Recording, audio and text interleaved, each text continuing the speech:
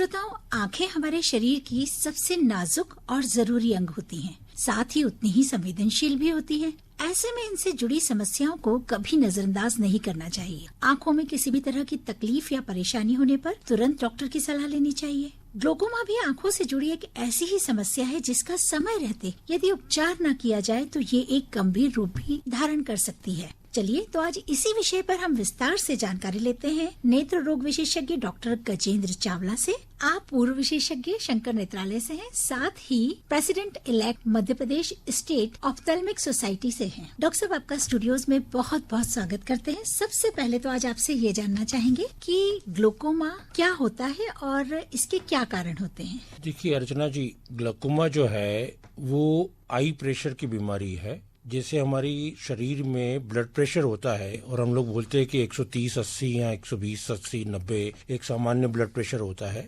वैसे भी आई का एक प्रेशर होता है जो हमारी आंख की हेल्थ के लिए बहुत जरूरी होता है। और 10 से 21 मिलीमीटर मरकरी के लेवल को नॉर्मल जो है वो आई प्रेशर बोला जाता है। यदि किसी भी कारण से ये प्रेशर बढ़ जाए, 21 से ज्यादा हो जाए, तो ये आंखों की बीमारी जिसे हम लोग ग्लोकोमा या काला मोतिया या काचबिंद कहते हैं उसकी ओर इंगित करता है। डॉक्टर साहब, ये भी जानना चाहेंगे कि ग्लोकोमा के लक्षण क्या होते हैं, इनकी समय पर पहचान कैसे की जाए। ग्लोकोमा जो है वो एक एसिम्प्टोमेटिक बीमारी है। मतलब ये कि प्रारंभिक अवस्था में इसके कोई लक्षण नहीं होते हैं और जब हम एक रूटीन आई चेकअप के लिए जाते हैं तो नेत्र रोग विशेषज्ञ यदि आपकी आंखों का प्रेशर चेक करता है तब ये बीमारी का पता चलता है। लेकिन जो मरीज 40 वर्ष से अधिक हैं, जिनके परिवार में किसी को ग्लोकोमा की शिकायत है या जिनको माइनस नंबर ज्यादा है अथवा जो अपने शरीर की किसी भी बीमारी के लिए स्टेरॉइड की दवाइयों का सेवन कर रहे हैं, ऐसे लोगों में ग्लोकोमा होने का खतरा ज्यादा होता है। तो ऐसे सभी मरीजों को अपना आंखों का एक नियमित परीक्षण जरूर करवाना चाहिए। डॉक्टर साहब, जो ग्लोकोमा होता है इसके लिए किसी तरह के कोई टेस्ट होते हैं? किस तरह से पता किया जाता है कि ग्लोकोमा हो गया है? कोई जांचें होती है? जांचें होती है, लेकिन जांच जो होती है उसमें हम 3 तरीके की जांचें करनी पड़ती है। 2-3 तरीके की जांचें होती है। सबसे पहला तो हमारे को आई का प्रेशर चेक करना होता है, जिसकी जांच को हम सामान्य या मेडिकल लैंग्वेज में टोनोमेट्री बोलते हैं। जैसे बीपी चेक करते हैं वैसे आई का प्रेशर चेक करते हैं। फिर आंखों की नस की एक जांच होती है। फिर उसके बाद हम लोग जो है एक फील्ड की पेरीमीटर की जांच करते हैं, क्योंकि ग्लोकोमा में जो हमारा फील्ड ऑफ विजन, अगर हम जो सामने देख रहे हैं और हमारी साइड की जो विजन खराब होने लगती है, वो इसकी सबसे बड़ी समस्या रहती है कि हमारा जो साइड का फील्ड है, साइड से जो हम देख रहे हैं वो विजन हमारी प्रभावित होने लगती है और वो हमारा साइड का फील्ड सिकुड़ने लगता है। तो एक पेरीमीटर की जांच उसके द्वारा होती है और एक ओसीटी की जांच होती है। ये 3-4 जांचों से हमको ये समझ में आता है कि ग्लोकोमा किस स्टेज पर है और इसका इलाज किस तरीके से किया जाए। डॉक्टर साहब, जब इलाज की बात आई है तो इसका इलाज क्या है? क्या इसका केवल सर्जिकल उपचार होता है या मेडिसिन द्वारा भी इसका उपचार किया जा सकता है? देखिए, इसमें जो इलाज है वो पेशेंट की आंख की स्थिति के ऊपर निर्भर करता है कि उसको ग्लोकोमा से कितना डैमेज हो चुका है, उसके ऊपर निर्भर करता है। और इलाज के जो हमारे पास 2-3 ऑप्शंस रहते हैं, या तो हम इसको ड्रॉप्स, आई ड्रॉप्स के द्वारा इसको कंट्रोल करते हैं या फिर हम इसको लेजर द्वारा करते हैं। और यदि इन दोनों के कॉम्बिनेशन से भी ट्रीटमेंट किया जाता है और यदि इनसे कंट्रोल नहीं होता है या एडवांस स्टेज हो गई है तो डेफिनेटली हमको ग्लोकोमा के ऑपरेशन की जरूरत पड़ती है। तो ग्लोकोमा और मोतियाबिंद, जिसे हम कैटरेक्ट कहते हैं, इन दोनों में क्या अंतर है? जी, दोनों बीमारियां अपने अपने तरफ में अलग तरीके की बीमारियां हैं। जो कैटरेक्ट होता है वो हमारे आंख के अंदर एक पारदर्शी लेंस होता है, उसमें यदि सफेदी आ जाती है, उसमें अगर धुंधलापन आ जाता है तो उसको हम रिमूव करते हैं, उसको हम कैटरेक्ट बोलते हैं। और उसको रिमूव करके हम दूसरा लेंस लगा देते हैं जिसको हम इंट्राओक्युलर लेंस बोलते हैं, या कैटरेक्ट के ऑपरेशन के बाद लेंस की बात करते हैं। ग्लोकोमा, जैसे मैंने आपको पहले ही बताया, ये आई प्रेशर की बीमारी है जिसके कारण से हमारी आंख की नस खराब होती है। और यहाँ पर एक बात और मैं बहुत विशेष रूप से कहना चाहूंगा कि कैटरेक्ट के कारण से यदि हमारी विजन कम हुई है, यदि हमारा लेंस धुंधलाहटपन हुई है और उसके कारण से अगर हमारी रोशनी जा रही है, तो अगर हम कैटरेक्ट का ऑपरेशन करके दूसरा लेंस लगा दें तो हमारी रोशनी पूरी तरीके से वापस आ जाती है, हम पूरी तरीके से उस रोशनी को रिकवर कर लेते हैं। लेकिन यदि ग्लोकोमा की वजह से हमारी विजन कम हुई है तो वो इरिवर्सिबल डैमेज है। इरिवर्सिबल डैमेज का मतलब यह है कि जो हमारी आंख की रोशनी चली गई वो चली गई, उसको हम वापस नहीं ला पाते हैं। लेकिन ट्रीटमेंट का पूरा उद्देश्य ऐसा होता है कि हम उसकी विजन को फर्दर लॉस होने से बचा सके, उसकी रोशनी को आगे खराब होने से बचा सके। तो क्या ग्लोकोमा में ऐसे कुछ कॉम्प्लिकेशंस हैं जिसमें कि हम वापस पीछे नहीं जा सकते हैं, जिन्हें कि रिवर्स नहीं किया जा सकता है? जी हाँ, क्योंकि ग्लाइकोमा में जब आई प्रेशर बढ़ता है तो हमारी आंख की नस के जो नर्व फाइबर्स हैं वो उसके प्रेशर से डैमेज हो जाते हैं, और वो एक बार क्योंकि वो ब्रेन का हिस्सा होते हैं तो वो अगर डैमेज हो गए फाइबर्स तो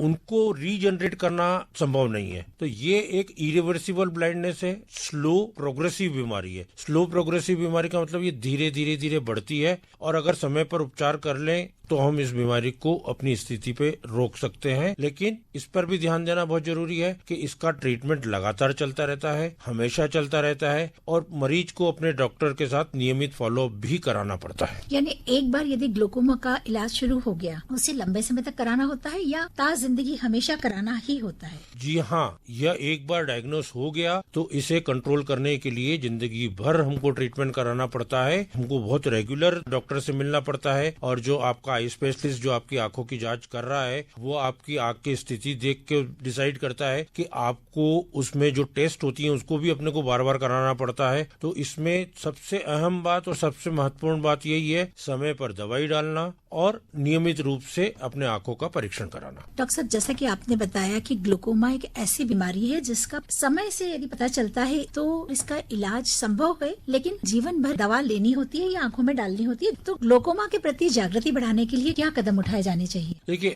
ग्लाइकोमा को हमें को जो अवेयरनेस करना रहती है, क्योंकि जैसा मैंने आपको पहले भी बताया था कि ये इस बीमारी का हमको पता ही नहीं चलता, ये प्रारंभिक अवस्था में लक्षण रहित होती है। तो इसके प्रति जागरूक होना बहुत आवश्यक है, और इसीलिए जो विश्व ग्लाइकोमा सप्ताह के रूप में हम लोग आई स्पेशलिस्ट लोग जो हैं प्रतिवर्ष मार्च के महीने में विश्व ग्लाइकोमा सप्ताह मनाते हैं। इस वर्ष भी यह 10 से 16 मार्च तक मनाया जा रहा है, और इस दौरान हम सभी आई स्पेशलिस्ट विभिन्न माध्यम से, चाहे वो सोशल मीडिया का माध्यम हो, चाहे आकाशवाणी जैसा माध्यम हो, चाहे वो प्रिंट मीडिया हो, चाहे वो इलेक्ट्रॉनिक मीडिया हो, सभी के द्वारा और विभिन्न सेमिनार छोटी छोटी जगह पे जाके, तो हम लोग इस पूरे सप्ताह तक हम जागरूकता के लिए विभिन्न गतिविधियां भी कर रहे हैं, जिसमें सेमिनार्स लेना, वॉक करना, सोशल मीडिया के माध्यम से लेना, विभिन्न तरीके से हम इसको अवेयरनेस करने का प्रयास कर रहे हैं। डॉक्टर साहब, ये भी जानना चाहेंगे कि क्या ग्लोकोमा के उपचार के लिए कुछ ऐसे नए विकल्प या टेक्नोलॉजी है जिससे कि पेशेंट को जल्दी आराम मिल सके? देखिए, जो मैंने आपको बताया था, इसके इलाज के हमारे पास 3 चीजें हैं,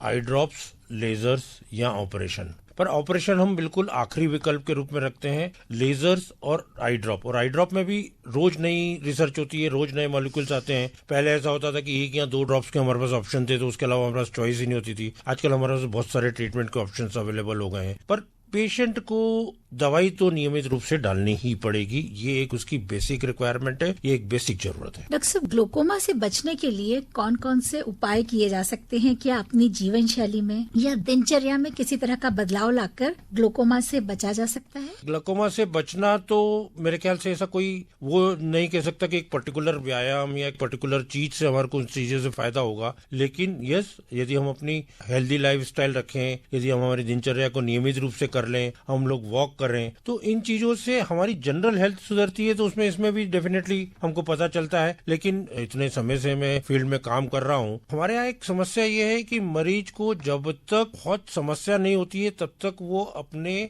नेत्ररोग विशेषज्ञ या मैं कहूँ किसी भी मेडिकल स्पेशलिस्ट से या किसी भी अपनी जांच से घबराता है या जाता नहीं है। ये एक सबसे बड़ा मेरे ख्याल से हर्डल है। तो एक समय के बाद जो प्रिवेंटिव मेडिसिन या प्रिवेंटिव ट्रीटमेंट या प्रिवेंटिव स्टेप्स हम लोगों के होते हैं, वो कंसेप्ट हमारे भारतवर्ष में अभी बहुत ज्यादा प्रचलन में नहीं आया है। तो मैं यही चाहता हूं कि लाइफस्टाइल सुधारने के साथ साथ यदि हम एक नियमित परीक्षण हमारी पूरी बॉडी का कराएं, जिसमें आंखों का भी हो, तो शायद हम इस बीमारी को बहुत जल्दी पहचान लेंगे और उचित समय पर इलाज करके इसको बचा लेंगे। डॉक्टर साहब, आजकल डायबिटीज और हाइपरटेंशन ये बीमारियां बहुत ज्यादा सुनने में आती है, तो क्या इनका भी आंखों पर किसी तरह का असर होता है? जी हाँ, डायबिटीज का भी आंखों में असर होता है, ब्लड प्रेशर का भी आंखों में असर होता है। जो डायबिटीज से आंखें प्रभावित होती है उसमें मेन रूप से जो है वो रेटिना के ऊपर उसका असर आता है, जिसको हम लोग बोलते हैं डायबिटीज आई डिसीज के कारण से आंखें खराब हो रही है। लेकिन डायबिटीज के मरीजों में ग्लाकोमा के इंसिडेंस भी ज्यादा होते हैं, मतलब जिनको डायबिटीज होती है उनको ग्लाकोमा होने का खतरा ज्यादा होता है, ये भी देखा गया है। अब एक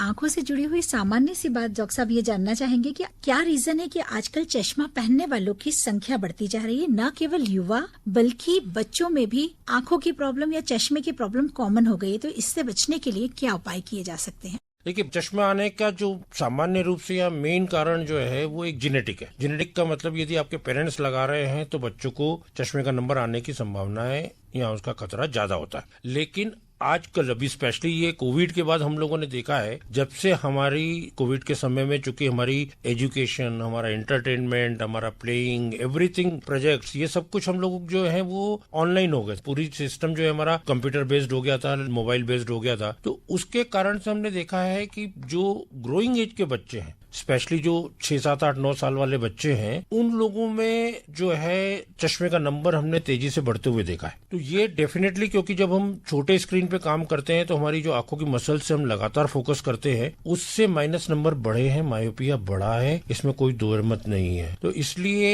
मेरा सभी पेरेंट्स से भी ये अनुरोध है कि बच्चों को, स्पेशली ग्रोइंग एज वाले जो बच्चे हैं, उनका स्क्रीन टाइम को मिनिमम रिक्वायर्ड स्क्रीन टाइम पे ले जाएं। मतलब ये है कि जहां बहुत ही जरूरी चीजें हैं, अब कोई ऑनलाइन क्लास चल रही है वो लेना जरूरी है तो आप ले लीजिए, लेकिन आप एंटरटेनमेंट हटा सकते हैं, आप उनके गेम्स हटा सकते हैं, उनका मोबाइल का टाइम आप रेस्ट्रिक्ट कर सकते हैं। जो बच्चे 8-10 साल से छोटे हैं उनका 1 घंटे से ज्यादा का मोबाइल टाइम नहीं होना चाहिए, और जो 12-15 साल से वाले हैं उनको भी 2 घंटे से ज्यादा नहीं होना चाहिए। पर आजकल देखता हूँ कि पेरेंट्स अपनी बच्चों को कि खाना नहीं खा रहा है तो मोबाइल दे दिया, ये बात नहीं मान रहा है तो मोबाइल दे दिया। ये सब चीजें हमारे मायोपिया को बढ़ाने में खतरा करती। डॉक्टर साहब, जैसा कि अब गर्मियों का मौसम शुरू हो रहा है, तो गर्मियों के मौसम में अपने आंखों की देखभाल किस तरह से की जानी चाहिए? आप श्रोताओं को क्या एडवाइस देना चाहेंगे ताकि उनकी आंखें स्वस्थ रह सके? देखिए, बिल्कुल सही बताया। अब गर्मी चालू हो ही रही है, शुरुआत हो ही चुकी है, और जैसे जैसे हमारा टेम्परेचर बढ़ता है वैसे वैसे हमारी बॉडी में पूरी तरीके से इवोपरेशन हमारे को आता है, पसीना ज्यादा आता है, हमारे को डिहाइड्रेशन या हमारे को ड्राईनेस की वो आती है। तो उसी तरीके आंखों में भी ड्राइनेस की टेंडेंसी बढ़ती जाती है, क्योंकि हमारी आंखों की बनावट के लिए और उससे प्रॉपर तरीके से देखने के लिए आंखों में एक नमी, पर्याप्त मात्रा में नमी होना जरूरी है। लेकिन चूंकि आंखें वातावरण से एक्सपोज रहती है, यदि बाहर का टेम्परेचर बढ़ा हुआ हो तो जो हमारे नेचुरल टीयर बन रहे हैं वो जल्दी इवोपरेट हो जाते हैं, तो हमारे को ड्राइनेस की टेंडेंसी बढ़ती है। तो 2-3 चीजों का ध्यान रखना चाहिए। एक तो अपने को अगर बाहर निकल रहे हैं तो हमारे को गॉगल लगाना चाहिए, जिससे कि हमारी सीधी सीधी हमारे ऊपर टेम्परेचर वो ना आए। बीच बीच में हमारी आंखों को साफ पानी से धो लेना चाहिए, और यदि ज्यादा तकलीफ हो तो लुब्रिकेशन आई ड्रॉप्स रहते हैं, उनका उपयोग अपने नेत्र रोग विशेषज्ञ से मिलकर कर लेना चाहिए। डॉक्टर साहब, इतनी अच्छी और सार्थक जानकारी देने के लिए